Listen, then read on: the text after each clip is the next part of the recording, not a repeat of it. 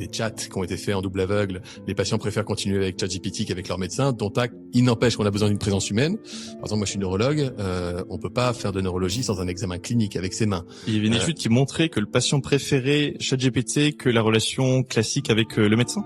Il y a une étude qui montrait qu'en termes d'empathie, sur plusieurs milliers de patients qui étaient face à un chat, donc c'était pas un humain versus un ordinateur, mais s'ils devaient parler avec un ordinateur, ils préféraient le faire avec ChatGPT. Mais attention, parce que là aussi, quand on rentre un peu dans les détails, on sait que l'IA générative, elle s'adapte aussi à la manière dont tu lui parles, et parfois elle va aller dans ton sens. Or, le rôle d'un médecin, c'est pas toujours, loin s'en faut, d'aller dans le sens de son patient. Donc il faut sans doute les deux. Moi, je vois ça comme un assistant médical plus. En fait, de manière générale, l'IA générative, c'est l'accès à la connaissance universelle.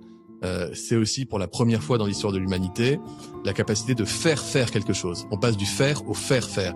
Je suis capable de demander à ChatGPT de faire un diagnostic, de me proposer le traitement qui lui semble le plus adapté.